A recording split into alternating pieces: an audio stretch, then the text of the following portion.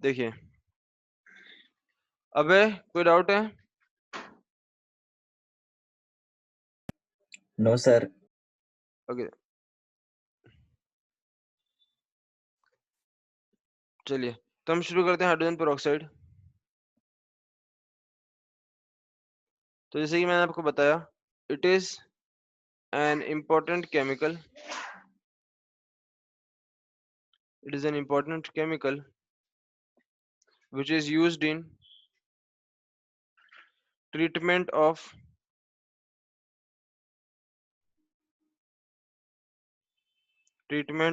domestic and industrial effluents।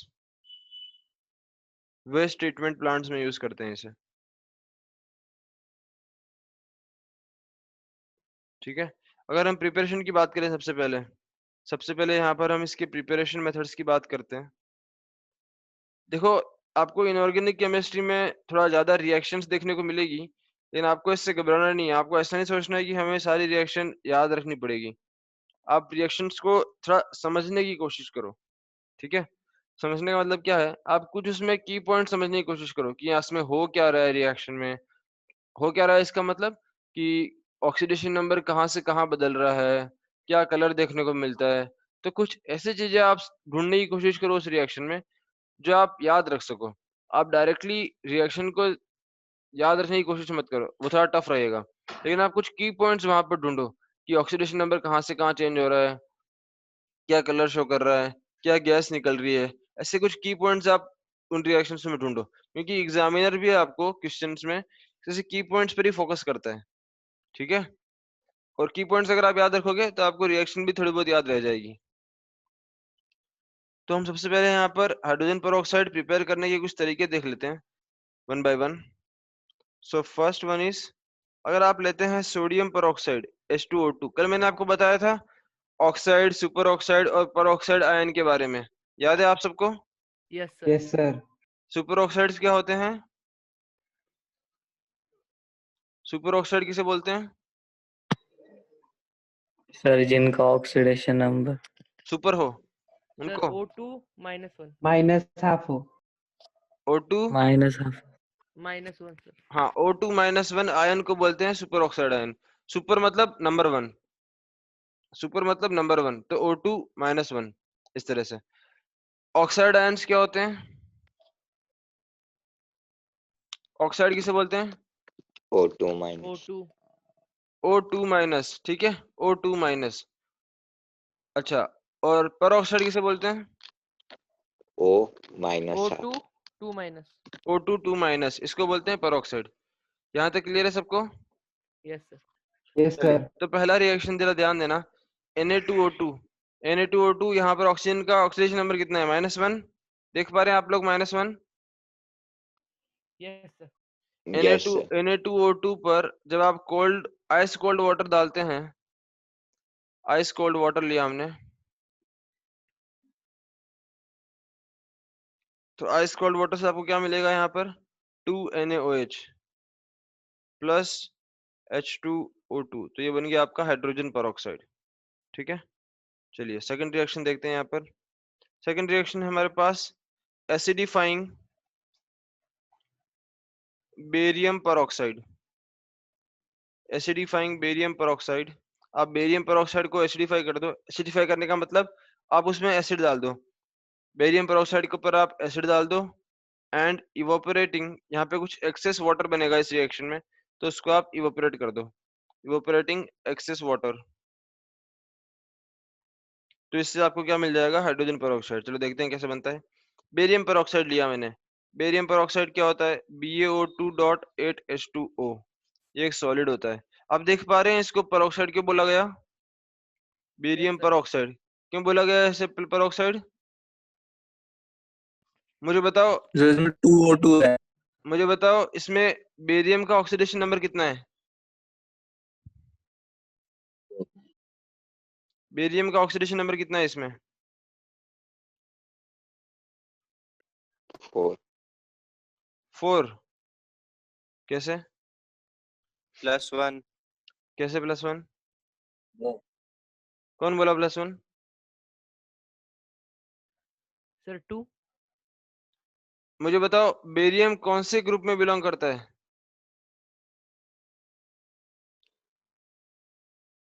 Alkali earth second metals, second group alkali earth metals. Yes, barium जो है वो alkaline earth metals में belong करता है, मतलब ग्रुप नंबर 2। 2 तो जो भी ग्रुप नंबर 2 के एलिमेंट्स होते हैं उन सब का ऑक्सीडेशन नंबर होता है +2।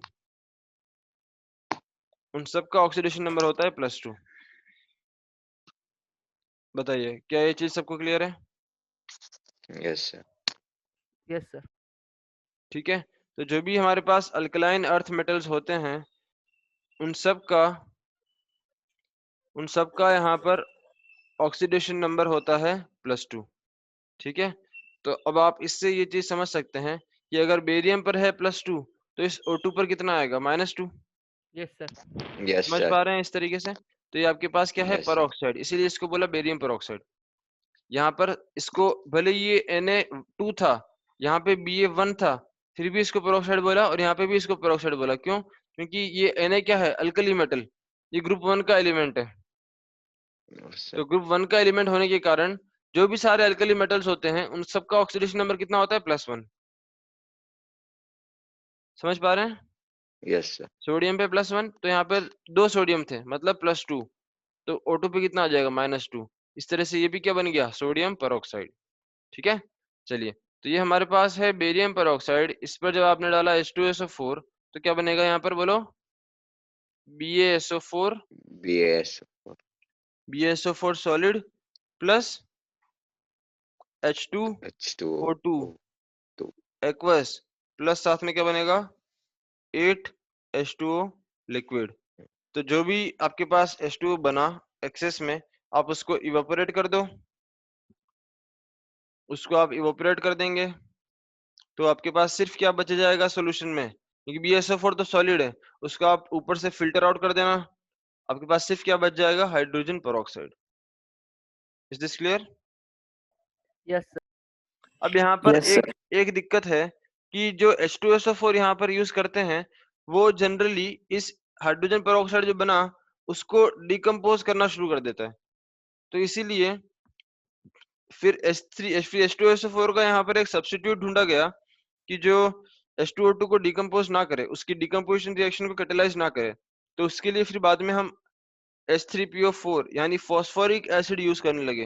अब फॉस्फोरिक एसिड क्या होता है? आपको पता है फॉस्फोरिक एसिड क्या होता है? फॉस्फोरिक एसिड, नो सर तो हमने यहाँ पर यूज किया बेरियम परऑक्साइड BaO2। सॉरी, आप इसके 3 मोल्स ले लीजिए। 3 मोल्स लिए हमने इसके BaO2 और इस पर हमने डाला H3PO4। ठीक है, इसको बोलते हैं phosphoric acid.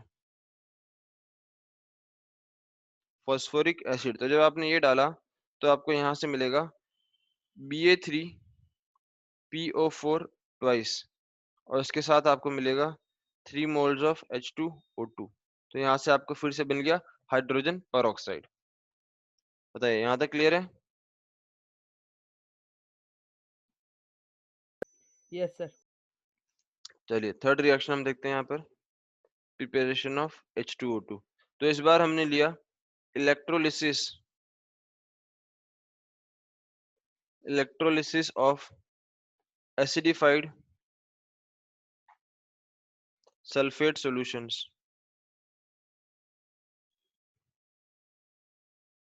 Electrolysis of acidified sulphate solutions.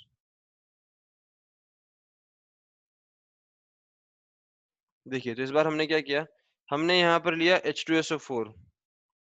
H2SO4 लिया हमने, मान लो मैंने 2 मोल्स लिए, तो मुझे क्या मिलेगा? जब भी डिसोशिएट होगा तो बताओ मुझे क्या आयंस मिलेंगे इससे? H2SO4 2 स्टेप में डिसोशिएट होता है, 2 स्टेप में होता है ये। तो क्या मिलेगा मुझे? H H plus and HS HSO4 minus. ठीक है, चलिए अब मुझे बताइए इलेक्ट्रोलिसिस कर रहे हैं आप। अब आप तो ऑलरेडी समझ चुके हैं इलेक्ट्रोलिसिस में क्या क्या होता है। बताओ एनोड पर कौन सी रिएक्शन होती है ऑक्सीडेशन। ऑक्सीडेशन, तो यहाँ पर ऑक्सीडेशन Oxidation. किसका होगा, H प्लस का या इसका? सर HSO4 का। H plus का. अरे ऑक्सीडेशन, सर ऑक्सीडेशन मतलब रिमूवल ऑफ ना, तो HSO4 होगा ना। करेक्ट, HSO4 माइनस का होगा, तो ये क्या बन जाएगा, H2S2O8 plus 2 electrons, loss of 2 electrons हो गया। अब कैथोड पर क्या होता है बताओ, रिडक्शन। रिडक्शन होगा, तो कोई डाउट नहीं है इसमें, रिडक्शन किसका होगा, H प्लस का। जो इलेक्ट्रॉन्स यहाँ से निकले वो यहाँ पर गेन हो जाएंगे, तो गेन ऑफ इलेक्ट्रॉन्स, और ये क्या बन जाएगा आपके पास, H2। समझ में आया? अब आपको क्या करना है, हाइड्रोलिसिस। पहली रिएक्शन में जो H2S2O8 बना था, बस उसको आप हाइड्रोलिसिस कर दीजिए। तो जब आपने H2S2O8 का हाइड्रोलिसिस किया, हाइड्रोलिसिस मतलब रिएक्शन विद वाटर, तो ये क्या बन गया आपके पास, 2 मोल्स ऑफ H2SO4 यानी H2O2, ये बन गया आपके पास हाइड्रोजन पेरोक्साइड। बताइए समझ में आता है?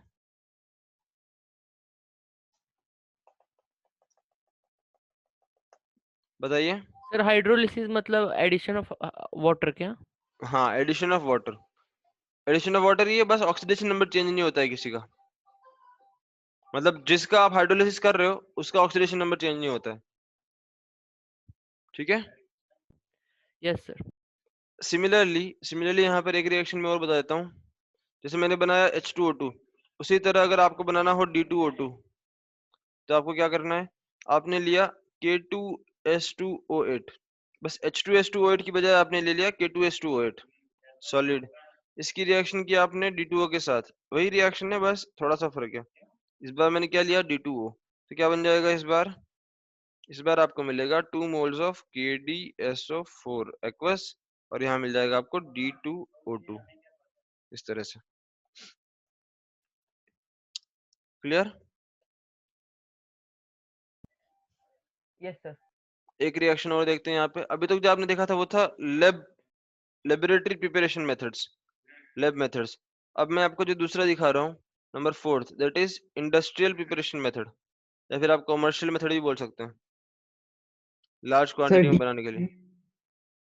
हाँ बोलो। Sir D. D, yes, number 4 ही है ना,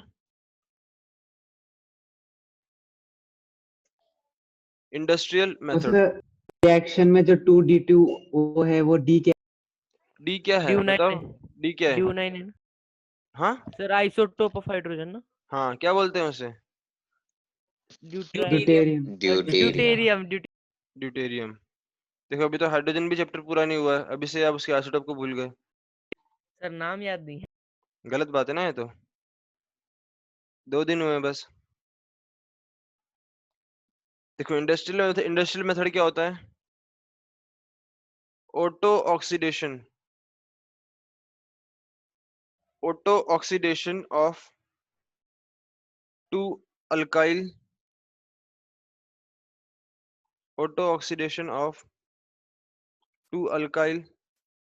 एंथ्राक्विनोल,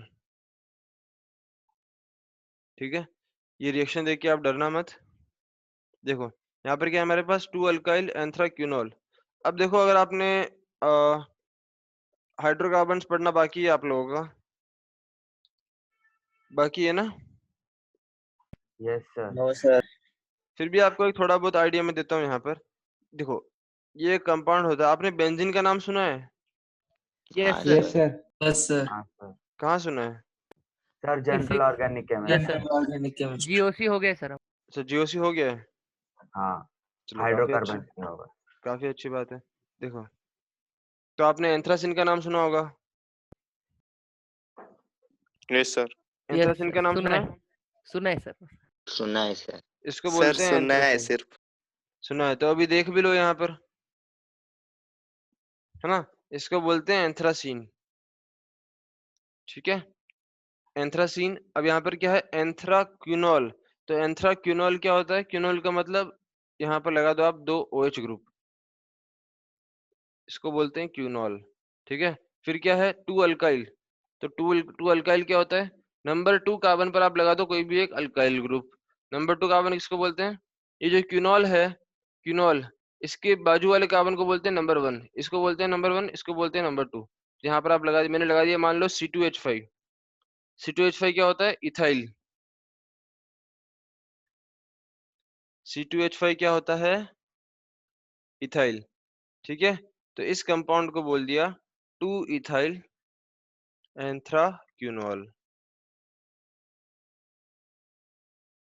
2 इथाइल एंथ्राक्यूनॉल। बताओ ये समझ में आया? अब आपने इसका किया ऑक्सीडेशन। ऑक्सीडेशन मतलब एडिशन ऑफ ऑक्सीजन। जब मैंने इस पे O2 सर डाला, आपने एंथ्रा किसको लिखा है? Anthra, anthra refers to anthracene. Anthracene, ये जो 3 बेंजीन की रिंग है ना, यहाँ पर 1 2 3 3 बेंजीन की रिंग है, इसको बोलते हैं एंथ्रासीन। Okay sir. ये और सर क्विनॉल? 3 बेंजीन की रिंग को बोलते हैं एंथ्रासीन, और इसके बीच वाले कार्बन पर ऊपर नीचे 2 OH लगा दिए, तो फिर ये क्या बन गया? एंथ्राक्यूनॉल। ठीक है, एंथ्राक्यूनॉल बन गया। अब एंथ्राक्यूनॉल में इसको बोला नंबर 1, इसको बोला नंबर 2, तो ये नंबर 2 वाले कार्बन पे लगा दिया C2H5, तो इसको बोल दिया 2 इथाइल एंथ्राक्यूनॉल। बोलो क्लियर है? Is this yes clear? Sir. अब क्या किया हमने? इस सब्सटेंस का किया ऑक्सीडेशन। ऑक्सीडेशन मतलब एडिशन ऑफ ऑक्सीजन। तो यहाँ पर क्या हुआ? ये जो OH था और यहाँ पर भी जो OH था, इनका हो गया ऑक्सीडेशन। ऑक्सीडेशन मतलब इस कंपाउंड ने हाइड्रोजन लूज कर दिए, इस कंपाउंड ने हाइड्रोजन लूज कर दिए, तो आपके पास एक नया कंपाउंड बना। क्या बना वो?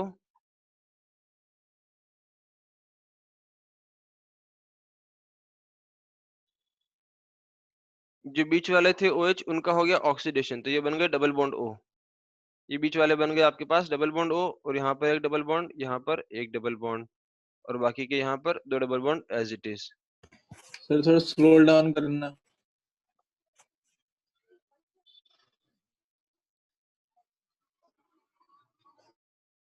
ठीक है, और यहाँ पर आपका ये C2H5 एज इट इज दूसरे नंबर पे, ये C2H5 यहाँ पर एज इट इज C2H5, और साथ में क्या बाहर निकल गया? H2O2, ये आपके पास बाहर निकल गया। तो आपके पास क्या बन गया? बोलो, हाइड्रोजन पेरोक्साइड। ठीक है, क्लियर? यहाँ पर पहले क्या था? क्यूनॉल। ये ओल का मतलब होता है अल्कोहल ग्रुप, मतलब OH। इसका हो गया ऑक्सीडेशन, ये क्या बन गया? डबल बॉन्ड O, तो इसको बोलते हैं कीटोन फंक्शनल ग्रुप। तो अब इसका नाम क्या पड़ जाएगा? ऑक्सीडेशन होने के बाद इसको बोलेंगे 2 इथाइल एंथ्राक्यूनोन।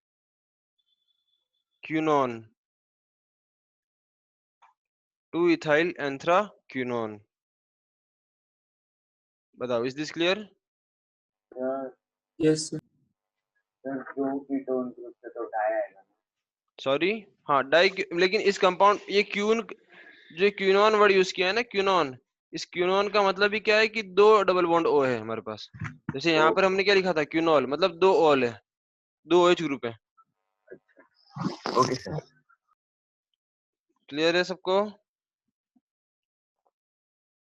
Yes, sir. तो ये जो हमारे पास रिएक्शन है, इस रिएक्शन में हमारे पास 1% प्योर H2O2 बनती है। ठीक है, 1% H2O2 बनती है, उसको हम फर्दर फिर डिस्टिलेशन करते हैं, तो डिस्टिलेशन से फिर हमें प्योर H2O2 ऑब्टेन होती है।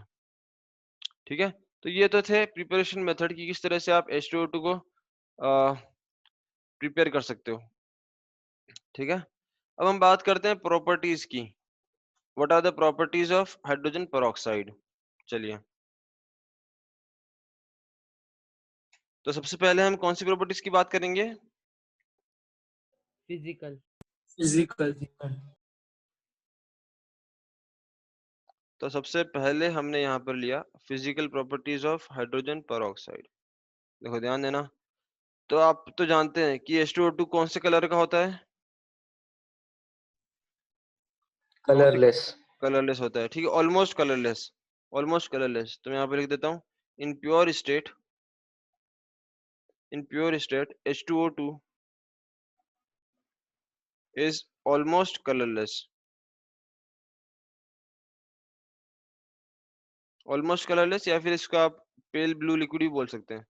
पेल ब्लू, बहुत हल्का ब्लू कलर का, पेल ब्लू लिक्विड, ठीक है। और क्या खासियत है इसकी?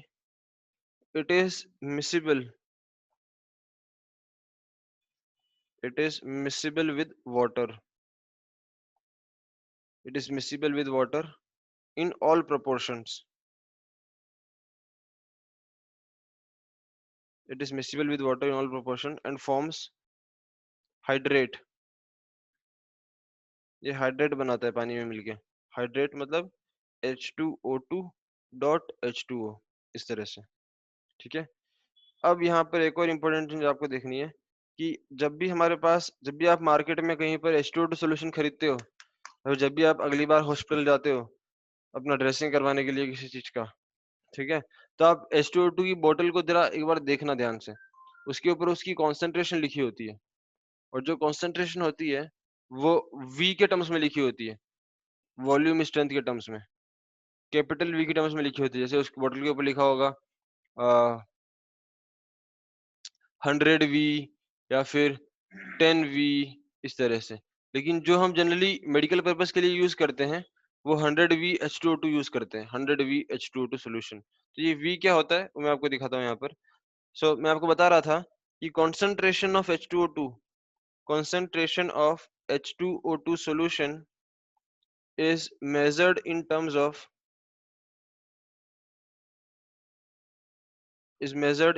of volume strength. ये हम वॉल्यूम स्ट्रेंथ की टर्म्स में मेजर करते हैं, ठीक है। वॉल्यूम स्ट्रेंथ, ये चीज आप थोड़ा ध्यान देना, volume strength, and it is denoted by capital V। जो वॉल्यूम स्ट्रेंथ है इसको हम कैपिटल V से लिखते हैं, ठीक है, कैपिटल V। ये कैपिटल V, इसका मतलब क्या होता है जरा समझने की कोशिश करना आप। जब मान लो अगर कहीं ऐसा लिखा हो कि आप मार्केट में कोई H2O2 सोल्यूशन देखने गए और उसके ऊपर लिखा था 10V H2O2 सोल्यूशन, ऐसे उस बोतल पे लिखा हुआ है, ठीक है, 10V H2O2 सोल्यूशन, तो आप इससे क्या समझेंगे?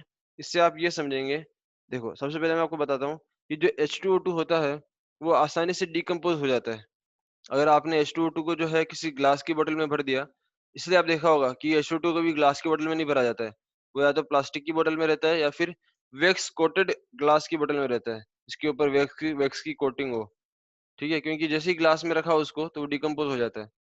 तो H2O2 सोल्यूशन कैसे डिकम्पोज होता है? ये कुछ इस तरह से डिकम्पोज होता है, देखिए यहाँ पर 2H2O2 liquid decomposes to give 2H2O liquid plus O2 gas, इस तरह से डिकम्पोज हो जाता है। अब इस 10 वॉल्यूम H2O2 का मतलब क्या है? कि अगर आपको ऐसा लिखा हुआ दिखे 10V, तो इसको आप कैसे पढ़ेंगे? 10 वॉल्यूम, समझ में आ रहा है कैसे पढ़ेंगे आप? 10 वॉल्यूम H2O2 सॉल्यूशन, इस तरह से। तो ये 10V का मतलब क्या होता है? ये 10 वॉल्यूम स्ट्रेंथ सॉल्यूशन का मतलब ये है कि मान लो अगर आपने 1 लीटर लिया, 1 लीटर, 10V H2O2 सॉल्यूशन का मतलब है कि अगर आपने इस बॉटल में अगर इस कॉन्सेंट्रेशन का 1 लीटर H2O2 सॉल्यूशन लिया, so 1 liter of such H2O2 solution, 1 liter of such H2O2 solution on decomposition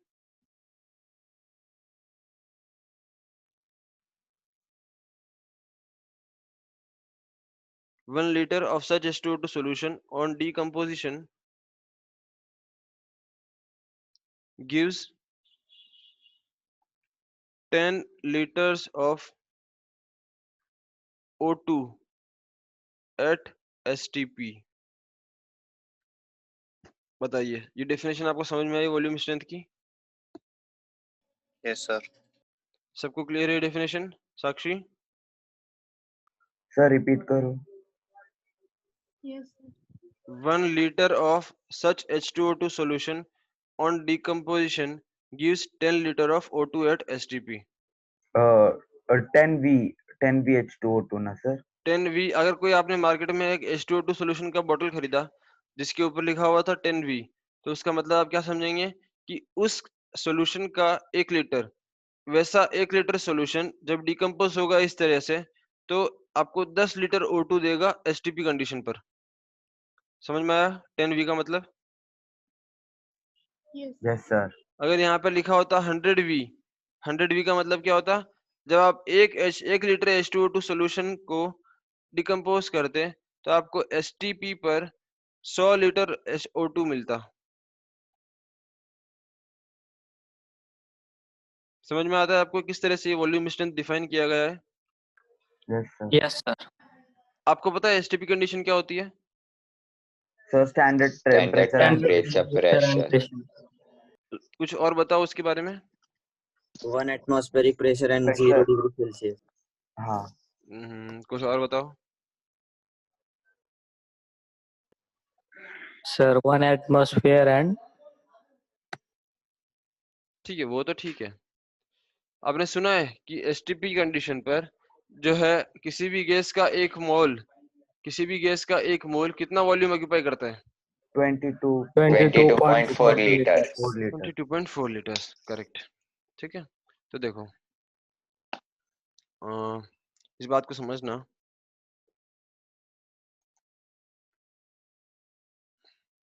तो जैसे मान लो हमने लिया 10 वॉल्यूम H2O2 सॉल्यूशन, ठीक है, हमने लिया 10 वॉल्यूम H2O2 सॉल्यूशन। तो डेफिनेशन के हिसाब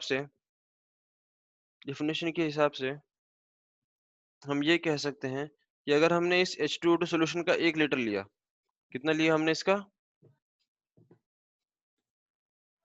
अगर मैंने इसका 1 लीटर लिया तो ये O2 कितना मिलेगा मुझे?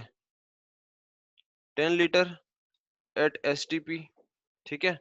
अब हम जानते हैं STP कंडीशन पर कि 1 मोल जो है वो 22.4 लीटर्स ऑक्यूपाई करता है। 1 मोल 22.4 लीटर्स के बराबर होता है। तो 1 लीटर जो है वो कितने मोल के बराबर होगा? 1/22.4। 1/20. तो Yes, 10 sir. लीटर्स किसके बराबर होगा? 10/22. 10/22.4 मोल्स। 4. समझ में आता है? Yes, sir. Yes sir. अब देखो Yes sir. H2O2 के 2 मोल से O2 का 1 मोल बना, ठीक है। H2O2 के 2 मोल से O2 का 1 मोल बना, मतलब जितने मोल O2 के थे उसके डबल मोल किसके थे? H2O2 के। Yes, sir. तो Yes sir. अगर O2 के मोल्स इतने थे STP पर, अगर O2 के मोल्स कितने थे? 10/22.4, अगर इतने थे तो H2O2 के कितने रहे होंगे? 20/22.4 moles. Yes sir. Yes sir. H2O2 का मॉलिक्यूलर मास कितना होता है? 34. 34। तो इसका मास कितना हो जाएगा? Number of moles into molecular mass, इतना हो जाएगा। देखो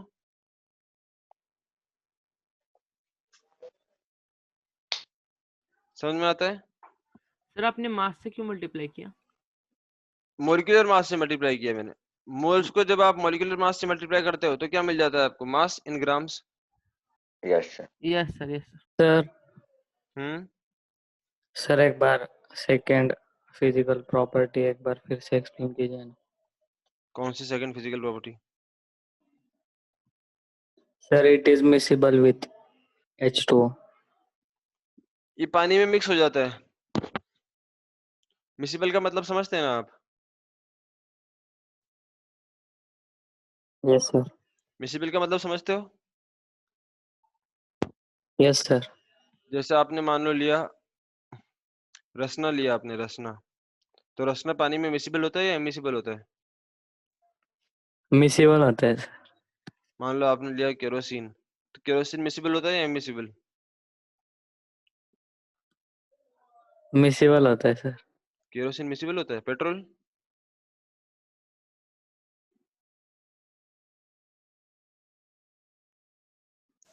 पेट्रोल नहीं पता सर। केरोसिन आपने कहीं पानी में मिक्स किया है? किसी को पता है केरोसिन पानी में मिसिबल No, होता है या sir. Immiscible? immiscible. Immiscible. Kerosene, petrol, diesel ये सब पानी में मिसिबल होते हैं। पानी में अंदर घुल नहीं जाते हैं, ऊपर तैरते रहते हैं। सही बात है। Yes, sir. Yes, लेकिन sir. जो हाइड्रोजन पेरोक्साइड है वो पानी में घुल जाता है। घुलने का मतलब मिक्स हो जाता है। आप डिफरेंशिएट नहीं कर पाओगे कि कौन सी लेयर पानी की है, कौन सी लेयर H2O2 की है। बस ये मतलब होता है मिसिबल का। ठीक है। Okay, sir. Thank you. तो देखो हम यहाँ पर क्या बात कर रहे थे अभी, क्या बात कर रहे थे हम, ये Sir, H2O2 के मोल्स हो गए आपके पास 20 बाई yes, sir. 22.4। मोल्स को आपने मॉलिक्यूलर मास से मल्टीप्लाई कर दिया तो आपको क्या मिल गया, मास। ठीक है। Yes, अब sir. कॉन्सेंट्रेशन लिखने के अलग अलग तरीके होते हैं, जैसे आपने पढ़ा होगा molarity, normality, strength of solution, Yes, sir. पढ़ा है, sir. Yes, percentage sir. Percentage mass by volume, percentage volume by volume, इस तरह से अलग अलग टर्म्स होते हैं लिखने के। तो यहाँ पर जो वॉल्यूम स्ट्रेंथ में लिखा हुआ है, अगर इसको मुझे स्ट्रेंथ में कन्वर्ट करना है, मतलब ग्राम पर लीटर में, तो मैं कैसे कन्वर्ट करूंगा, जरा ध्यान देना। देखो ये जो इतना ग्राम है H2O2 का, ये 1 लीटर में प्रेजेंट है। समझ पा रहे हो आप? This many grams of Yes, sir. H2O2 are present in 1 liter of H2O2। ठीक है। तो इसका मतलब मैं यहाँ पर लिख सकता हूँ, ये बताओ मुझे, कैलकुलेट करके बताओ ये कितना आता है। This value comes out to be how much, जल्दी से बताओ मुझे, अप्रोक्सीमेटली कितनी आती है ये वैल्यू, बताइए कितनी आती है ये वैल्यू। Sir, 30. 30 Sir, आता है। 30.4. 30.35। Yes correct. ठीक है। तो देखो इसको मैं क्या लिख देता हूँ, अप्रोक्सीमेटली 30 ग्राम्स। ठीक है।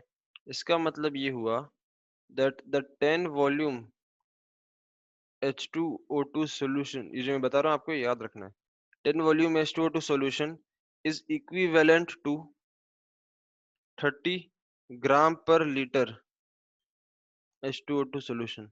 बताइए क्या आप सभी इस बात से एग्री करते हैं? Yes, sir. Yes. दूसरा तरीका इसको लिखने का होता है percentage mass by volume. Percentage mass by volume, percentage mass by volume का मतलब क्या होता है कि 100 ml में कितने ग्राम है, 100 ml में कितने ग्राम है। तो बताओ अगर 1 लीटर में 30 ग्राम है तो 100 ml में कितने होंगे? 30 ग्राम नहीं। अरे Sir, 3. अगर अगर 1 लीटर में 30 ग्राम है तो 100 ml में कितने होंगे?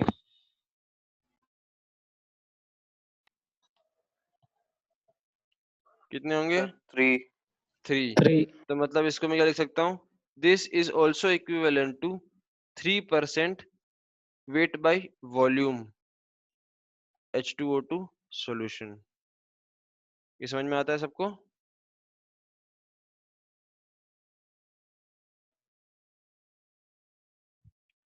बताइए मुझे, क्या ये चीज सबको क्लियर है? हाँ sir. ये आपको याद रखना है।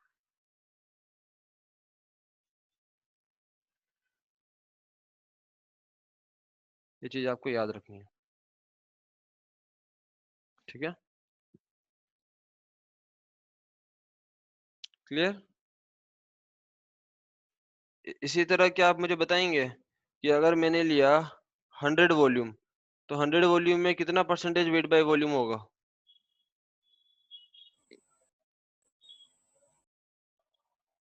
समझ में आ रहा है मैंने क्या पूछा? Sir, 30%. Yes, sir. 30%। 30%. तो 100 वॉल्यूम या फिर 100 वॉल्यूम और 30% wait by volume H2O2 solution, इसको हम पर हाइड्रोल भी बोलते हैं। This is also known as perhydrol. ठीक है। और इसी को हम एज एन एंटीसेप्टिक यूज करते हैं। इसी को हम मेडिकल पर्पसेस के लिए यूज करते हैं, इस सॉल्यूशन को 100 VH2O2 सॉल्यूशन या फिर 30% wait by volume H2O2 solution, जो आप मेडिकल पर्पसेस के लिए यूज करते हैं वो यही होता है। इसको पर हाइड्रोल भी बोलते हैं। इंपॉर्टेंट नाम है, याद रखिएगा। क्लियर है यहाँ तक सब कुछ?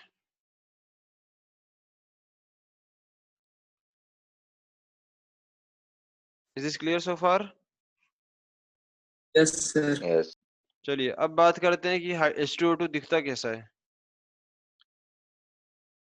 H2O2 का स्ट्रक्चर क्या होता है?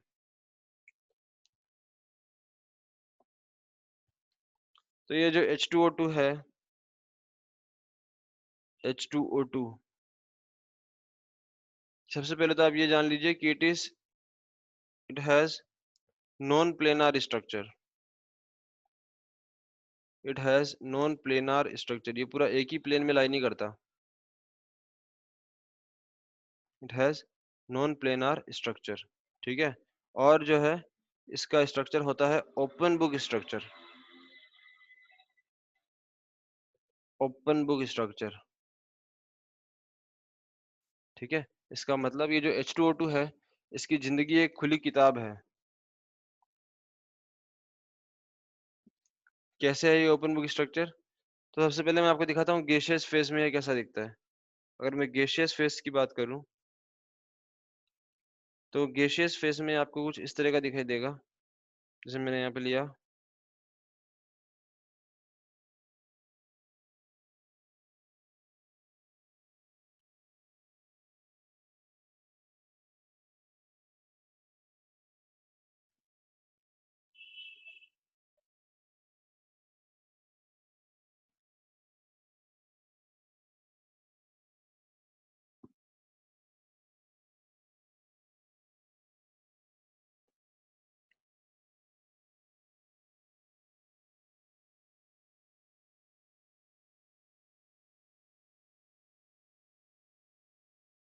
अब देख पा रहे हैं? थोड़ा बहुत समझ पा रहे हैं? बताओ क्या समझ पा रहे हो ये? Yes, sir. Yes. इस तरह से ये एक ओपन बुक स्ट्रक्चर होता है। मतलब ये जो मैंने आपको ऐसे दिखाया है, ये एक्चुअली किसी बुक के दो प्लेन्स हैं, इस तरह से, इस तरह से। समझ में आ रहा है? Yes, sir. इस तरह से ये दो प्लेन्स, दो अलग अलग प्लेन में रहता है। और ये जो एंगल होता है, इसको बोलते हैं डाइहीड्रल एंगल। डाइहीड्रल एंगल। तो गैसियस फेज में ये एंगल होता है आपका।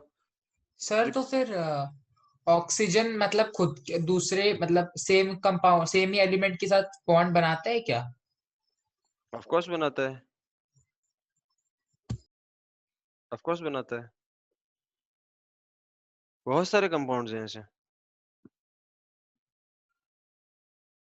ठीक है। कोई डाउट इसमें? No, sir. देखो कुछ और चीजें यहाँ पे लिख लेते हैं, बॉन्ड लेंथ की बात कर लेते हैं। वैसे ये चीज आपको याद रखने की जरूरत नहीं है, कोई पूछता नहीं है इनको, बस एनसीईआरटी में आपको दिया होगा डेटा। तो जो यहाँ पर HO बॉन्ड लेंथ होती है, वो होती है अराउंड 95 पिकोमीटर्स। जो OO बॉन्ड लेंथ है इसके अंदर, वो होती है 147.5 पिकोमीटर्स। Sir, ये पिकोमीटर important है. नहीं, ये याद रखने की जरूरत नहीं है। बस एग्जाम में कभी कभी ऐसा आ सकता है कि आप स्ट्रक्चर बना लो H2O2 का, तो आप ये स्ट्रक्चर बना देना। अगर आप लिख पाओ ये वैल्यूज तो लिख सकते हो, ऐसे कोई ज्यादा खास नहीं है वैल्यूज, ठीक है। तो ये ओपन बुक स्ट्रक्चर होता है, इसका नॉन प्लेनर स्ट्रक्चर होता है, ये आपको ध्यान रखना है, ठीक है। Is this clear so far? Yes, sir. चलो अब हम आगे चलते हैं। ये तो हो गई फिजिकल प्रॉपर्टीज। अब हम नेक्स्ट पढ़ते हैं chemical properties.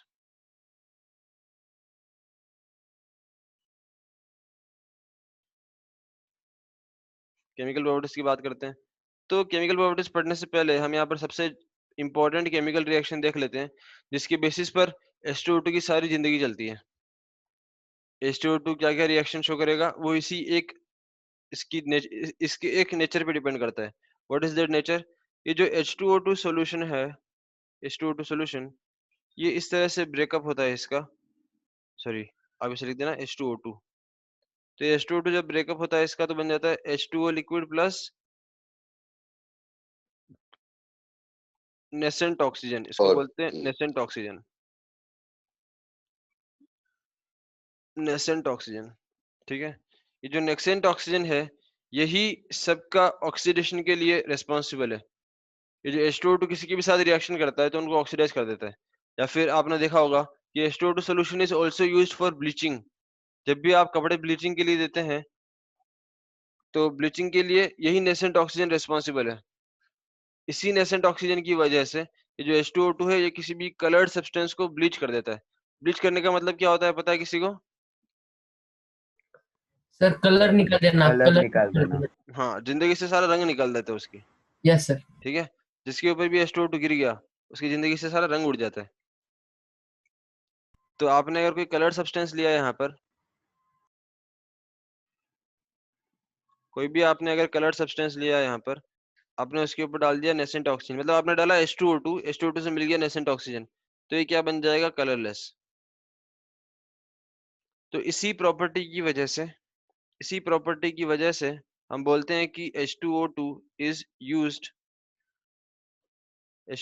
used as bleaching agent। इसको as a bleaching sir agent के तौर पे यूज करते हैं। यस, सर डिकम्पोजिशन रिएक्शन में फिर नेसेंट ऑक्सीजन क्यों रिलीज नहीं हुआ? एक्चुअली बस वो अलग अलग रिएक्शंस हैं, वो डिकम्पोजिशन भी शो करता है। जब आपके पास 2 मोल्स हैं H2O2 के तो उस तरह से आप डिकम्पोजिशन भी लिख सकते हो या फिर ऐसे भी लिख सकते हो, बात एक ही है।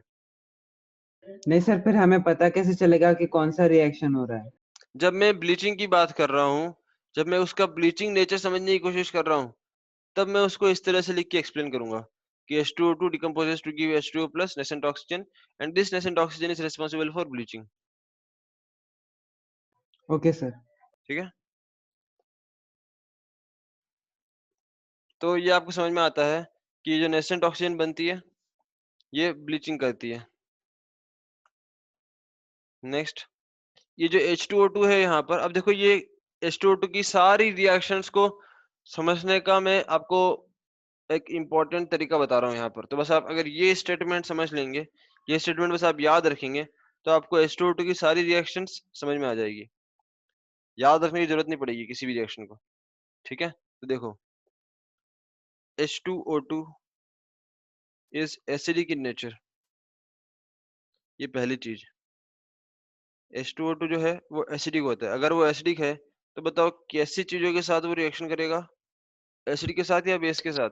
बेसिक बेसिक बेसिक के बेस। साथ। ठीक है, तो एसिडिक इन नेचर होता है and another important property, it can act as oxidising agent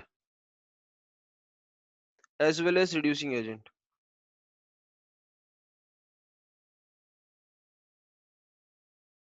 It can act as oxidizing agent as well as reducing agent। ये दोनों की तरह बिहेव करता है, ऑक्सीडाइजिंग एजेंट की तरह भी और रिड्यूसिंग एजेंट की तरह भी। यहाँ तक क्लियर है? Yes sir. Yes sir. Example लिया मैंने, जैसे मान लो मैंने लिया H2O2 plus NaOH, H2O2 plus NaOH, तो आप बता सकते हैं मुझे क्या मिलेगा?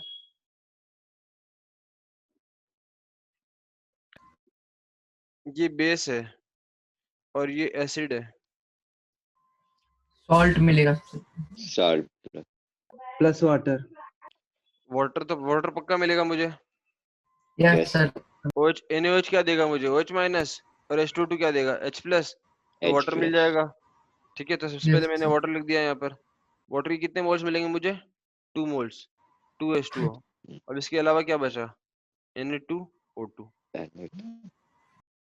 समझ पा रहे हैं रिएक्शन को? Yes sir. मान लो मैंने लिखा H2O2 reacts with barium hydroxide, बताओ इस बार क्या मिलेगा? Sir BA2 sorry BaO2 plus BaO2 plus H2O कितने H2O? 2। तो मैंने लिख दिया BaO2 प्लस 2H2O। ठीक है, चलो नेक्स्ट लिखा मैंने H2O2 प्लस Na2CO3, क्या मिलेगा यहाँ पर?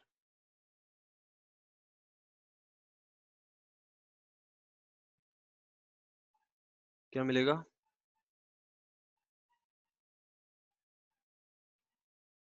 Na2O2 प्लस H2CO3 मिलना चाहिए था।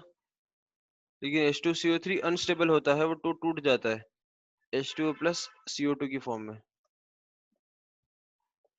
बताओ, is this clear to everyone? Sir barium की वैलेंसी क्या है? +2। बेरियम का ऑक्सीडेशन नंबर +2 होता है क्योंकि वो सेकंड ग्रुप का एलिमेंट है।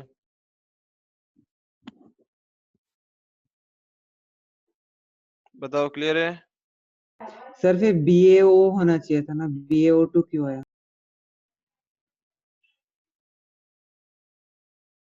दो तरीके हैं इसको समझने के। एक तो आप रिएक्शन देख लो, क्या ये रिएक्शन बैलेंस्ड है? रिएक्शन देखो जरा ध्यान से, क्या रिएक्शन बैलेंस्ड नो है? सर। बैलेंस नहीं है। कौन सा है आइटम सर बैलेंस नहीं बैलेंस। है?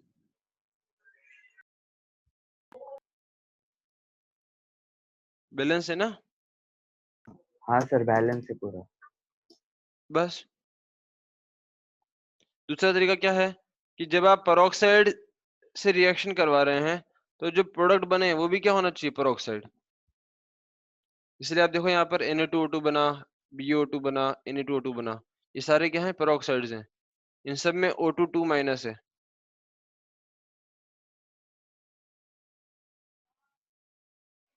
बोलो, is this clear? Yes sir.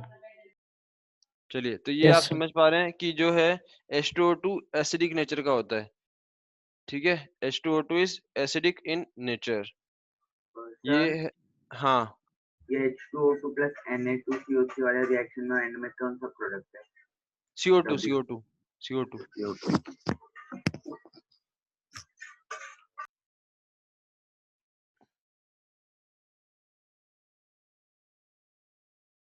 ये क्या दिखाया मैंने आपको यहाँ पर? Acidic nature. ठीक है, चलिए अब नेक्स्ट देखते हैं हम। It acts as oxidising agent as well as reducing agent. तो ये रिएक्शन कैसे होती है, ये जरा आप समझने की कोशिश करना कि ये कर ऑक्सीडाइजिंग एजेंट की तरह भी और रिड्यूसिंग एजेंट की तरह भी। ठीक है, क्या यहाँ तक सब कुछ क्लियर है? Yes, sir.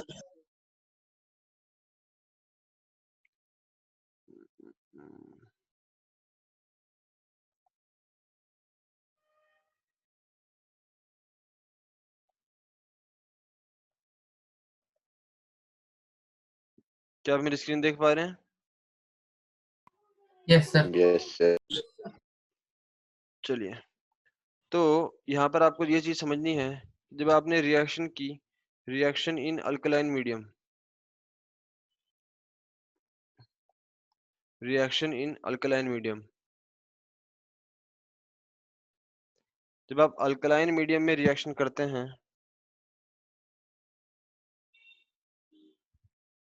तो मतलब क्या हुआ? यहाँ पर हमने लिया H2O2 और इसके साथ में हमने लिया OH-, H2O2 प्लस OH-। तो यहाँ पर आपको क्या मिलेगा? H2O2 plus OH-।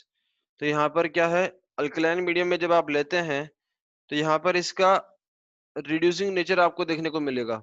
यहाँ पर जो H2O2 है ये as a reducing agent behave करता है। अल्कलाइन मीडियम में ये रिड्यूसिंग नेचर शो करता है। रिड्यूसिंग नेचर का मतलब है दूसरों को रिड्यूस करता है। दूसरों को रिड्यूस करता है मतलब खुद क्या होगा? ऑक्सीडाइज। Oxygen. खुद Yes, sir. ऑक्सीडाइज होगा Yes, मतलब sir. इलेक्ट्रॉन्स को लूज करेगा। Yes, sir. Yes, sir. खोलेगा. इलेक्ट्रॉन्स को लूज करेगा मतलब इसका ऑक्सीडेशन हो जाएगा। Yes, sir. इसका ऑक्सीडेशन हो जाएगा, इसका ऑक्सीडेशन हो जाएगा। इसका मतलब ये अभी क्या था? O2 2-, मतलब अभी ये -1 में था, तो ये क्या बन जाएगा? O2 बन जाएगा, O2। और ये जो OH- था ये बन जाएगा H2O और ये बन जाएगा O2 और 2 इलेक्ट्रॉन यहाँ से निकल जाएंगे। तो ये क्या हो जाएगा? 2 मोल्स ऑफ H2O, इस तरह से।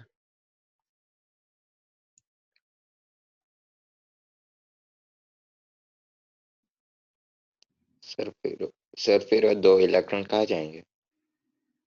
2 इलेक्ट्रॉन कहाँ जाएंगे? किसी और सब्सटेंस के पास जाएंगे, जो भी होगा सोल्यूशन में, जिसका रिडक्शन होना होगा उसके पास जाएंगे।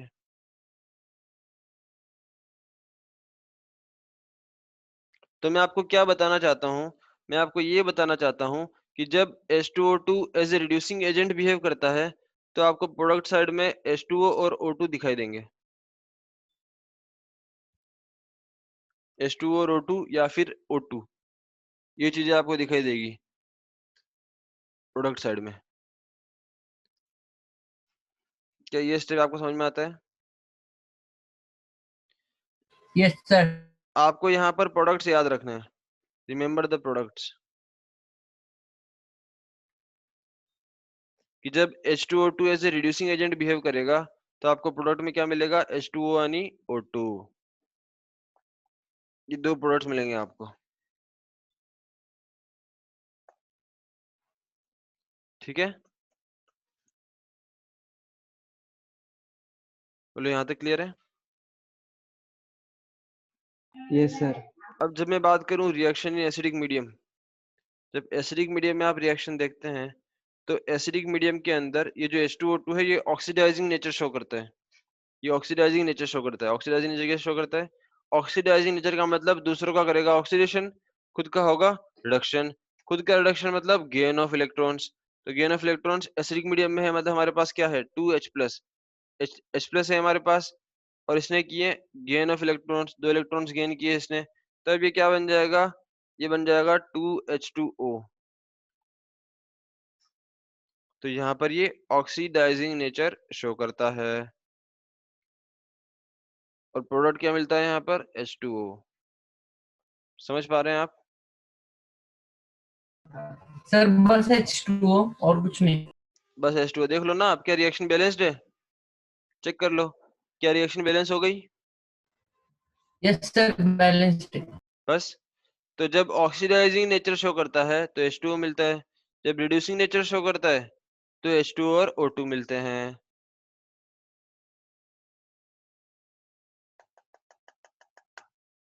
ठीक है, आगे चले। Yes sir. चलो कुछ एग्जांपल्स करते हैं हम जल्दी से। देखो सबसे पहले मैं एग्जांपल ले रहा हूँ जहां पर ये इसकी आपको ऑक्सीडाइजिंग प्रॉपर्टीज देखने को मिलेगी, ऑक्सीडाइजिंग प्रॉपर्टीज। सबसे पहले मैं ऐसे एग्जांपल लेता हूँ जहां पर आपको ऑक्सीडाइजिंग प्रॉपर्टीज देखने को मिलेगी।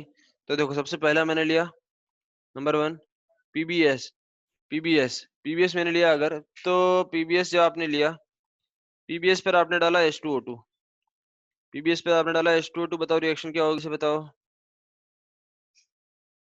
पीबीएस पे मैंने डाला 4H2O2, तो ये क्या बन जाएगा, PbSO4, और बन जाएगा 4H2O। समझ में आया? तो यस सर। आपने ऐसा देखा होगा कि जो ऑयल पेंटिंग्स होती है, ऑयल पेंटिंग्स, जो ऑयल पेंटिंग्स होती है वो समय के साथ साथ काली पड़ जाती है। क्यों काली पड़ जाती है? बिकॉज उनकी सरफेस पर लेड सल्फाइड की फॉर्मेशन हो जाती है, पीबीएस। तो PBS is black in colour, ये पीबीएस ब्लैक कलर का होता है। तो जो ऑयल पेंटिंग्स हैं वो समय के साथ ब्लैक पड़ जाती हैं, लेकिन जब आप उसको H2O2 सॉल्यूशन से वॉश करते हैं तो इट रीस्टोर्स देयर शाइन। तो जो H2O2 सॉल्यूशन है it is used in restoring the shine of oil paintings, restoring the shine of oil paintings. ये रिएक्शन क्लियर है? चलो मैं ऐसे ही कुछ और रिएक्शन यहाँ पे जल्दी जल्दी लिखते जा रहा हूँ, अब बस खाली चीजों को ऑब्जर्व करते रहना कि यहाँ पर जो मैंने आपको पहले बताया था वैसा प्रोडक्ट्स उस तरह से बन रहे हैं या नहीं बन रहे हैं। मैंने लिया NaNO2, इस पर मैंने डाला H2O2, तो हमारे हमारे को मिला यहाँ पर NaNO3। इस सब्सटेंस का हो गया था ऑक्सीडेशन, तो इसमें एक ऑक्सीजन ऐड हो गया और ये जो H2O2 था ये कन्वर्ट हो गया H2O के अंदर। इसी तरह से मैंने लिया Na2SO3, इस पर जब डाला H2O2 तो उस सब्सटेंस का ऑक्सीडेशन हो गया और वो बन गया Na2SO4 और यहाँ पर बन गया H2O। ठीक है, इसी तरह से मैंने लिया 2Ki पोटेशियम आयोडाइड, इस पर हमने डाला H2O2, तो ये बन गया आपके पास 2KOH प्लस I2। ये थोड़ा सा अलग प्रोडक्ट है लेकिन आप समझ पाएंगे आसानी से, कोई दिक्कत की बात नहीं है। कि इसमें आयोडीन आपका -1 में था और ये ऑक्सीडेशन होकर किसमें चला गया 0 में, तो इसका ऑक्सीडेशन नंबर बढ़ गया। ठीक है, तो यहाँ पर भी ये एज ए इस वाले में ऑक्सीडाइजिंग एजेंट बिहेव कर रहे हैं। H2O नहीं बन रहा है यहाँ पर, लेकिन ऑक्सीडाइजिंग एजेंट की तरह बिहेव कर रहे हैं। देख पा रहे हो आप? Yes sir. चलो नेक्स्ट एग्जांपल लिया मैंने K4FeCN6।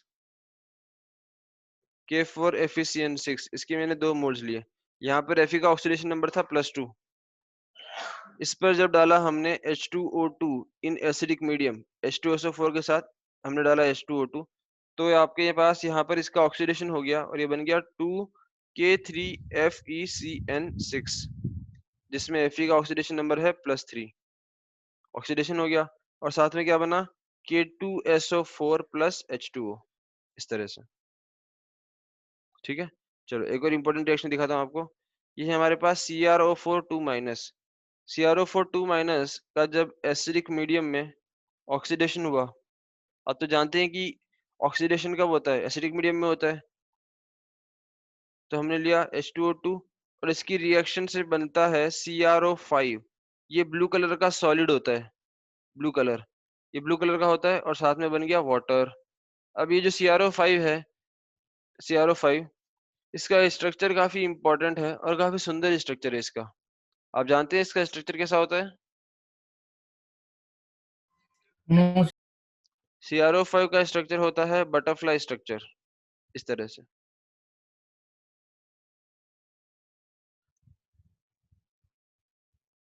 इस तरह से एक बटरफ्लाई स्ट्रक्चर बोलते हैं इसको।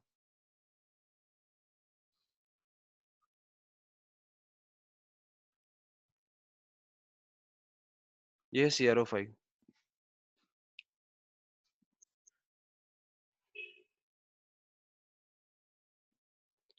ठीक है, ये रिएक्शन मैंने आपको दिखाया।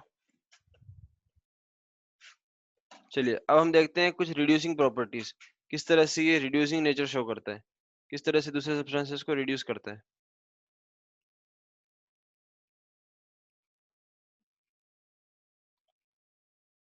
आप समझ पा रहे हैं ये रिएक्शन सब याद रखने की जरूरत नहीं है, रिएक्शंस आप समझ सकते हैं आसानी से। Yes sir. देखो अब मैंने लिया Ag2O, Ag2O लिया मैंने, इसके ऊपर डाला H2O2, तो ये क्या करेगा, रिड्यूस करेगा। यहाँ पर Ag का ऑक्सीडेशन नंबर कितना है, +1, तो ये +1 से इसको रिड्यूस करके पहुंचा दिया 0 में, तो आपके पास बन गया 2Ag + H2O एंड O2। यही बताया था मैंने आपको कि जब आप रिडक्शन करेंगे तो प्रोडक्ट्स क्या मिलेंगे आपको, H2O एंड O2। ठीक है,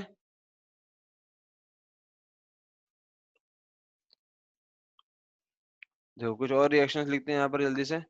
जैसे मान लो लिया MnSO4, MnSO4 पे हमने डाला H2O2, तो यहाँ पर मिलेगा आपको MnSO4, सॉरी कुछ गलती कर दी हमने, आप लिख लीजिए इसको MnO2 + H2O2 + H2SO4 gives MnSO4 + 2H2O + O2, इस तरह से।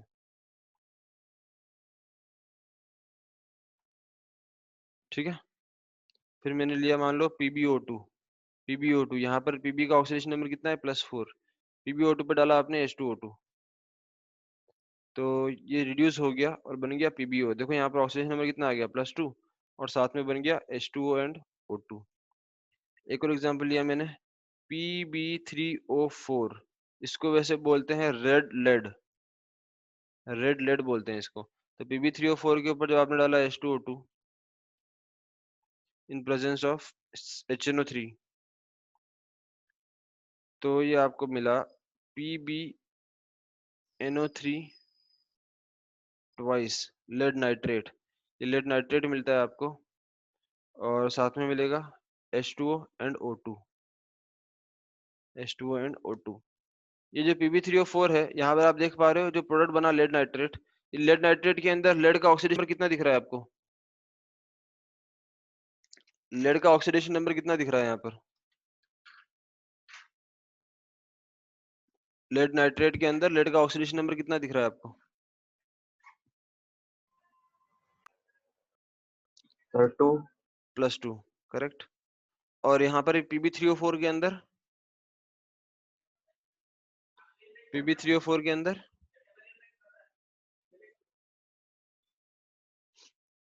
कुछ दिख रहा है या नहीं दिख रहा है?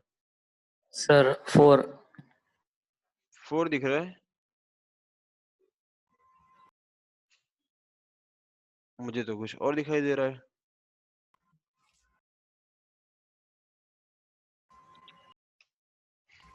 सर फ्रैक्शन यस सर 8/3 8/3 है ना? आपको फ्रैक्शन हाँ सर 8/3 फ्रैक्शन है। दिखाई दे रहा है, लेकिन वास्तव में ये 8/3 तो शो नहीं कर सकता। Yes sir yes sir. इसका मतलब ये जो है ये एक सिंपल ऑक्साइड नहीं है, this is a mixed oxide. Mixed oxide का मतलब क्या है कि ये दो ऑक्साइड्स का कॉम्बिनेशन है, ये दो ऑक्साइड्स का कॉम्बिनेशन है, तो ऐसे कंपाउंड्स को बोलते हैं मिक्स्ड ऑक्साइड। तो ये Pb3O4 है क्या चीज आखिर? तो ये जो Pb3O4 है रेड लेड, ये इस तरह से रहता है 2PbO.PbO2। तो इसके अंदर लेड जो है वो दो ऑक्सीडेशन स्टेट्स में प्रेजेंट है, +2 एज वेल एज +4। आप समझ पा रहे हैं ये चीज? Yes sir.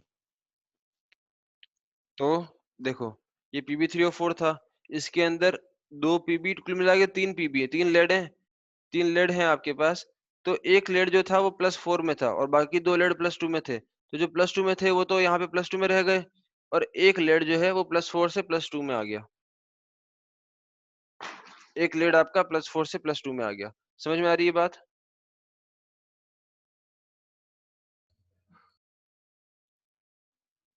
कुछ बोलो हाँ या ना।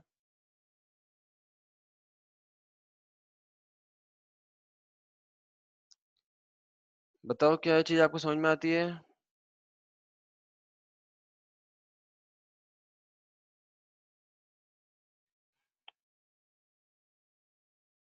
सर वापस एक बार बताओ प्लीज। ये जो Pb3O4 है ये एक मिक्स्ड ऑक्साइड है। मिक्स्ड ऑक्साइड का मतलब ये दो ऑक्साइड्स का कॉम्बिनेशन है, PbO एंड PbO2 का कॉम्बिनेशन है। तो इसके अंदर Pb जो है वो +2 में भी है और +4 में भी है, ठीक है। फिर जब आपने इसके ऊपर H2O2 डाला तो उसने रिडक्शन किया, तो जो Pb +2 में था वो तो +2 में ही रहा, लेकिन जो +4 में था वो भी पहुंच गया +2 में। तो आपको कुल मिला के यहाँ पर मिल गया 3PbNO3 ट्वाइस, और साथ में मिला H2O and O2। Yes sir समझ गया। ठीक है, चलो नेक्स्ट हमने लिया KMnO4।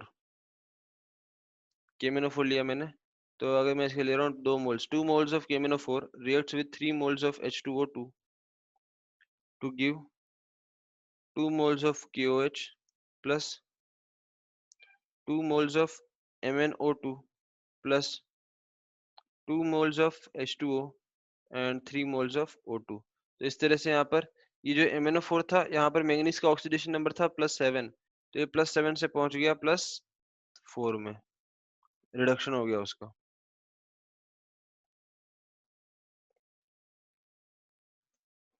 ठीक है, मान लो मैंने लिया FeCN6 होल 3 2 मोल लिए इसके, 2 moles of this in alkaline medium 2OH minus plus H2O2। तो आपको यहाँ पर क्या मिलेगा?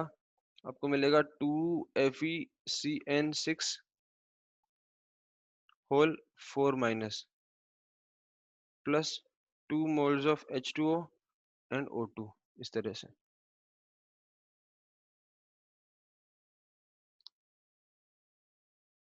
क्या आप समझ पा रहे हैं ये चीज?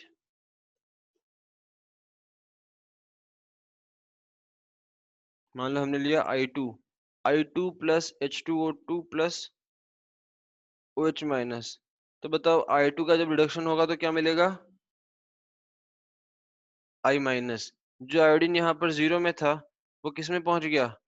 -1 में, तो रिडक्शन हो गया, और साथ में मिला आपको H2O एंड O2, इस तरह से। बताइए, ये सारी रिएक्शंस आपको थोड़ा बहुत समझ में आती है?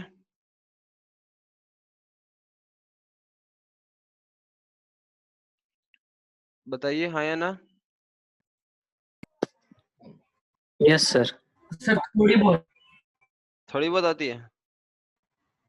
Yes sir. आप इन नोट्स को एक बार फिर से रिवाइज कर लेना तो आपको पूरी आ जाएगी सर समझ में। नए नए रिएक्शन है सर, लिखने दो ना सर, लास्ट के दो बच्चे।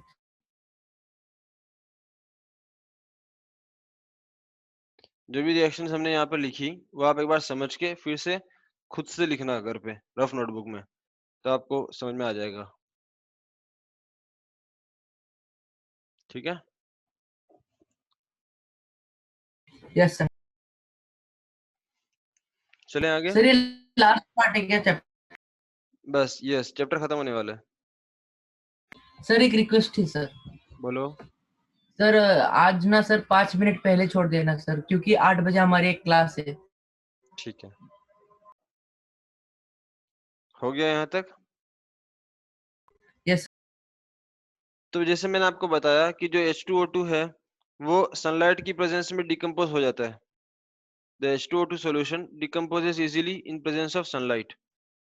ठीक है, तो किस तरह से डिकम्पोज होता है वो पता है आपको? Yes yes sir. सर। सो हम बोल सकते H2 हैं और O में। यस, तो on exposure to next sunlight, on exposure to sunlight slowly decomposes। it slowly decomposes और ये कैसे होता है आपको पता है कि 2H2O2 liquid decomposes to give 2H2O liquid plus O2 gaseous। ठीक है, सर नेसेंट नेसेंट ऑक्सीजन तब कब बोलते हैं जब ब्लीचिंग एक्शन हम दिखाते हैं, ब्लीचिंग एक्शन। यहाँ पे हाँ मैं सिर्फ डिकम्पोजिशन की बात कर रहा हूँ। ठीक है, तो इसीलिए इसलिए हम बोलते हैं कि कुछ भी ऐसा सब्सटेंस नहीं होना चाहिए जिसमें ट्रेसेस ऑफ सिलिका हो या फिर अल्कली मेटल्स प्रेजेंट हो। जो ग्लास के कंटेनर्स होते हैं उसमें अल्कली मेटल्स प्रेजेंट होता है ग्लास के कंटेनर्स के अंदर, तो इसीलिए हम कभी भी हाइड्रोजन पेरोक्साइड को ग्लास के कंटेनर्स में स्टोर नहीं करते हैं। ये जो रिएक्शन है, this reaction gets catalysed, this reaction gets catalysed in glass containers.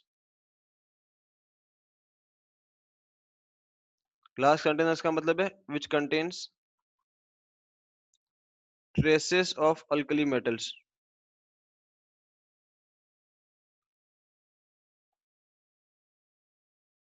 तो इसीलिए हम जो है हाइड्रोजन पेरोक्साइड को therefore H2O2 solution is stored in wax lined glass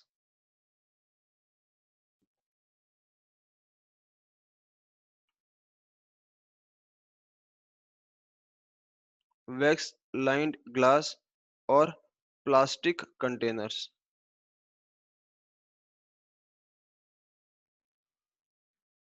इस तरह से, ठीक है, और इसको हम डार्क में रखते हैं ताकि सनलाइट इसको ना मिले। अगर सनलाइट मिल गई तो ये डिकम्पोज हो जाएगा, तो डार्क में इसको प्रिजर्व करते हैं, इन डार्क।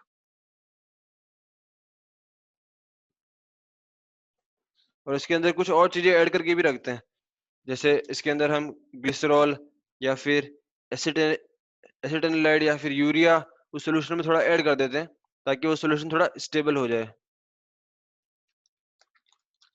यहाँ तक सब कुछ क्लियर है? Yes sir. सर हाँ बोलो। सर थोड़ा स्क्रॉल कीजिए ना please.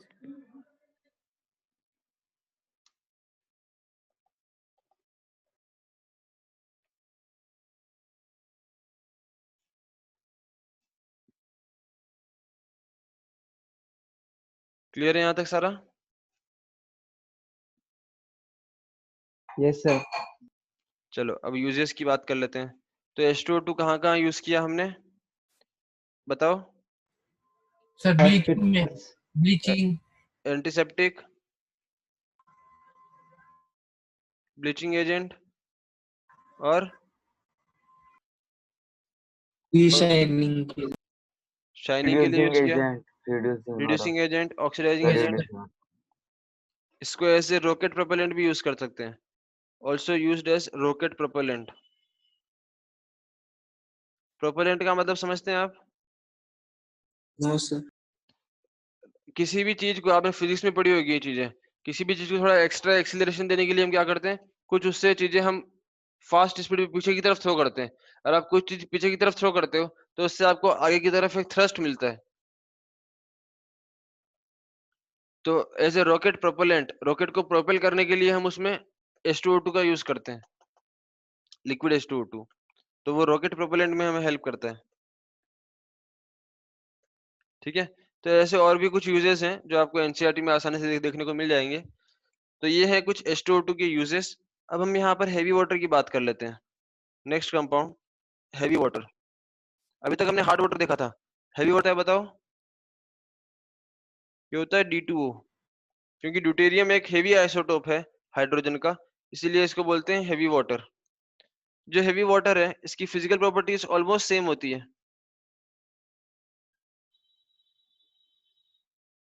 Physical properties are same as that of ordinary water, same as that of H2O।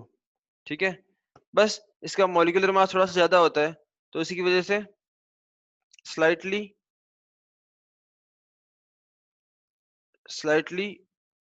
Greater than H2O।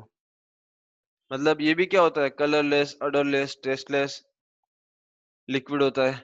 But ये जो फिजिकल प्रॉपर्टीज है वो थोड़ी सी ज्यादा होती है, क्योंकि इसका मॉलिक्यूलर मास थोड़ा ज्यादा होता है, तो इसका बॉइलिंग पॉइंट, फ्रीजिंग पॉइंट, ये सारा थोड़ी सी ज्यादा होती है ऑर्डिनरी वाटर के कंपैरिजन में। ठीक है, तो वाटर को यूज करके, वाटर को कहाँ यूज करते हैं? यस सर ये हाँ, वाटर ड्रिंकेबल होता है? नहीं होता है ड्रिंकेबल, D2O बोलते हैं, हेवी वाटर होता है ये। अगर आप इसको पी लिए गलती से तो आपको इंडाइजेशन हो जाएगा।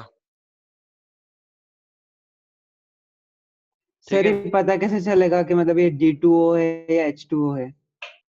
जनरली जो भी हम यूज करते हैं वो H2O ही होता है, D2O बहुत कम होता है। इसको बहुत रेयर केसेस में इंडस्ट्री में यूज करते हैं, ऐसे नॉर्मली इसको यूज नॉर्मली आपको नहीं मिलता है। पीने के बाद पता चला। सर हाँ, D2 और H2O का वेट नोटिसेबल होता है क्या, अगर सपोज हमें उसको सेम वॉल्यूम में ले तो? थोड़ा सा फर्क होता है, थोड़ा फर्क होता है, क्योंकि इनका मॉलिक्यूलर मास अलग है ना। ड्यूटेरियम का एटॉमिक मास 2 होता है, प्रोटियम का 1 होता है, इस तरह से। ठीक है, आप ये समझ लो इसका बहुत इंपॉर्टेंट यूज होता है एक, कि D2O को कहाँ यूज किया जाता है। तो D2O is used as moderator in nuclear reactors. It is used as, जल्दी से हम देख लेते हैं, it is used as moderator। इससे चैप्टर खत्म करते हैं हम। It is used as moderator in nuclear reactors। Moderators क्या होते हैं कि न्यूक्लियर रिएक्शंस के अंदर हम न्यूट्रॉन्स को बॉम्बार्ड करते हैं, बार बार फास्ट मूविंग न्यूट्रॉन्स को बॉम्बार्ड करते हैं। तो न्यूक्लियर रिएक्शन जो है वो most of the times uncontrolled हो जाती है, अनकंट्रोल्ड चेन रिएक्शन। तो हम वो रिएक्शन को रोक तो नहीं पाते हैं, हम न्यूट्रॉन्स को मॉडरेटर के थ्रू पास करते हैं। मॉडरेटर मतलब heavy water. Moderator basically tubes होती हैं, उनके अंदर हैवी वाटर भरा हुआ होता है। तो जब हम न्यूट्रॉन्स को हैवी वाटर से पास करते हैं तो वो स्लो डाउन हो जाते हैं, तो उससे थोड़ी न्यूक्लियर रिएक्शन की रेट कम हो जाती है। ठीक है, चलो म्यूट कर लो अपने आप को। तो heavy water is used as moderator in nuclear reactors. Moderator का मतलब क्या है? To slow down the fast moving neutrons, ये मतलब होता है। ठीक है, तो इसको एज ए मॉडरेटर यूज करते हैं। एज ए मॉडरेटर यहाँ पे आप एक चीज और लिख सकते हो, as a moderator and as a coolant in nuclear reactors. इसका एक काम और होता है, and also in exchange reactions, and also in exchange reactions for the study of reaction mechanism, for study of reaction mechanisms। जैसे मैं आपको पहली क्लास में बता रहा था कि आइसोटोपिक इफेक्ट के बारे में बताया था मैंने आपको, यस आइसोटोपिक सर, इफेक्ट। बताया था सर आप। तो उसी तरीके से हम D2O को यूज करते हैं। ठीक है, और D2O को यूज करके कुछ इंपॉर्टेंट कंपाउंड्स भी बनाए जाते हैं ड्यूटेरियम के। जैसे मान लो मैंने लिया CaC2, कैल्शियम कार्बाइड। इस पर जब मैंने D2O की रिएक्शन की तो मुझे यहाँ पर एक नया कंपाउंड मिलता है C2D2 और ये क्या बन जाएगा CaOD ट्वाइस। इस तरह से आप D2O को यूज करिए कुछ नए कंपाउंड्स भी बना सकते हो। जैसे मान लो आपने लिया SO3 + D2O तो यहाँ से आपको मिल जाएगा D2SO4। जैसे मान लो मैंने लिया Al4C3 एल्यूमिनियम कार्बाइड, इसकी रिएक्शन की मैंने D2O के साथ तो यहाँ से आपको मिल जाएगा 3CD4। जैसे मीथेन होता है ना CH4, बस वैसे ही क्या है CD4, बस H को D से रिप्लेस कर दिया सब जगह पर। इस तरह से आपको ये कुछ नए कंपाउंड्स मिल जाते हैं ड्यूटेरियम के। ये चीज समझ में आती है सबको? Yes sir. आपको इस चैप्टर के एनसीईआरटी में एक आर्टिकल दिया होगा हाइड्रोजन इकोनॉमी के नाम से, बस ये आप थोड़ा सा पढ़ लेना। इसके ऊपर कुछ क्वेश्चंस मिलते हैं आपको एग्जाम्स के अंदर। हाइड्रोजन इकोनॉमी बेसिकली इसका सिंपल सा मतलब क्या है कि hydrogen is a very economic fuel. किस तरह से हाइड्रोजन को एज ए फ्यूल यूज किया जा सकता है to transform energy. Hydrogen can be used as a fuel. बस यही आर्टिकल आपको मिल जाएगा कि हाइड्रोजन को एज ए फ्यूल हम यूज कर सकते हैं। ये काफी इकोनॉमिकल होता है इसलिए इसको बोलते हैं hydrogen economy. So everyone quickly answer your attendance in the chat box.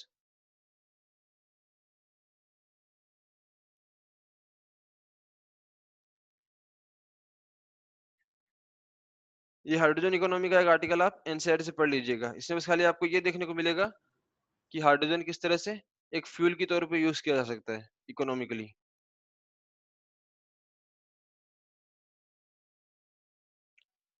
यहाँ तक सब कुछ क्लियर है सबको? Yes sir. Okay, so with this we end this chapter and quickly answer your attendance in the chat box. Sir कल हम कौन सा चैप्टर पढ़ेंगे? कल हम S ब्लॉक स्टार्ट करेंगे। सर कौन सा? S block.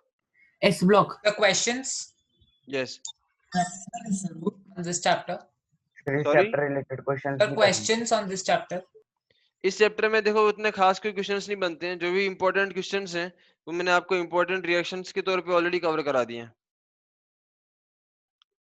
Okay, sir. ठीक है? सर ये जेई वो एमसीक्यू टाइप वाले क्वेश्चंस भी होंगे क्या क्लास में? वो जो भी एमसीक्यू टाइप्स क्वेश्चंस हैं वो मैंने आपको सारे रिएक्शंस के तौर पे ऑलरेडी करवा दिए हैं यहाँ पर चैप्टर के अंदर। Yes sir. ओके जो भी इंपॉर्टेंट क्वेश्चंस हैं, जो भी इंपॉर्टेंट पॉइंट्स हैं वो मैंने आपको ऑलरेडी स्टार मार्क सर करवा इन दिए नोट्स का प्लीज पीडीएफ भेज सकते हैं क्या ग्रुप हाँ पे? मैं आपको पीडीएफ ग्रुप पे भेज दूंगा। ठीक है? Yes, sir. Thank you so much. या quickly answer your attendance everyone. Thank you.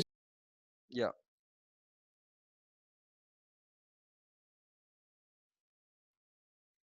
Thank you, sir. या Thank you, sir.